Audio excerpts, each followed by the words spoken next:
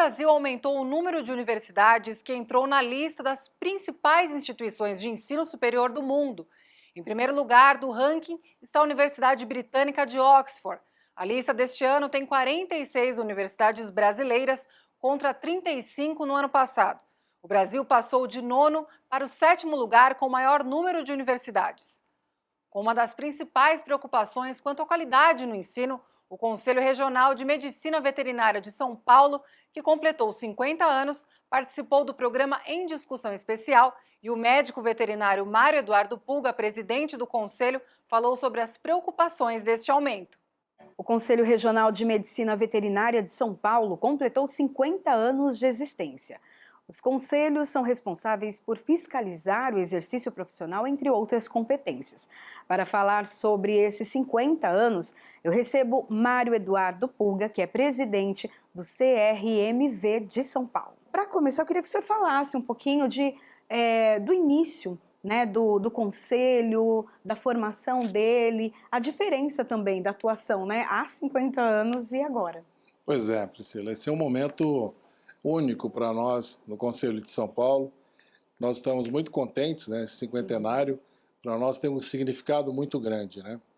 E o significado maior que eu vejo é resgatar a história realmente do Conselho e dar valor aos pioneiros, né? Aqueles presidentes, aqueles diretores, aqueles colegas que encararam o Conselho há 50 anos atrás, sem nenhuma estrutura, e eles se valeram, nesse momento, de uma ajuda.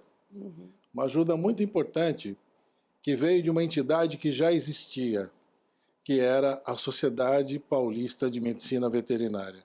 Então, a Sociedade Paulista acolheu o Conselho nos seus primeiros dias, nos seus primeiros momentos, que, na verdade, o Conselho não tinha nada. Ele não tinha uma máquina de datilografia, ele não tinha nenhuma estrutura física, ele não tinha nada.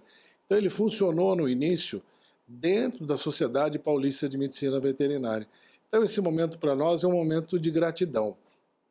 Eu acho que a palavra que mais reflete o sentimento hoje dentro do Conselho é gratidão, né?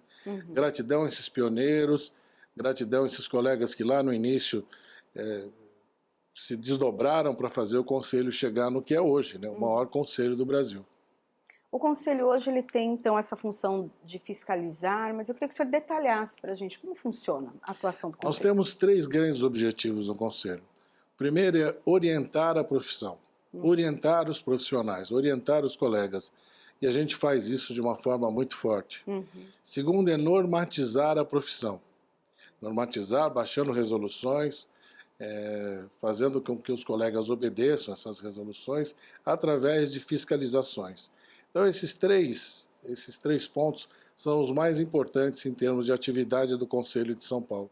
Mas também, e principalmente, servimos como um tribunal de honra, né? É um tribunal de ética da profissão.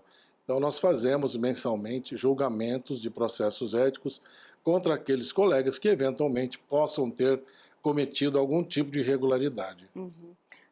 Aumentou muito o número de médicos veterinários ao longo dos anos. Eu queria que o senhor falasse um pouco desse processo e o que o senhor acredita que foi o motivador para esse grande número de profissionais. Vou resgatar um pouquinho. O meu número de registro no Conselho Regional é 2715, ou seja, 2.715. Quando eu me formei, em 1979, pela USP, pela Universidade de São Paulo, o número do Conselho ele aumentava muito devagar, porque o número de faculdades era pequeno. Então nós tínhamos a USP, nós tínhamos a Unesp Botucatu, nós tínhamos a Unesp Jaboticabal e depois surgiram algumas faculdades privadas para daí surgir a Unesp de Araçatuba. Mas o número então ele aumentava gradativamente, mas de uma forma bastante lenta. A partir dos anos 80, anos 90, houve um boom no número de criação de escolas de veterinária no Brasil. E isso é um dos fatores que mais nos preocupa hoje dentro do Conselho. O Conselho se preocupa demais com essa questão. Nós estamos praticamente sem controle em termos de abertura de faculdades. E essa não é uma característica, esse não é um problema intrínseco da veterinária. todas as profissões estão passando pelo mesmo problema. Então nós vemos isso na medicina, nós vemos isso na enfermagem, nós vemos isso na odonto, nós vemos isso no direito.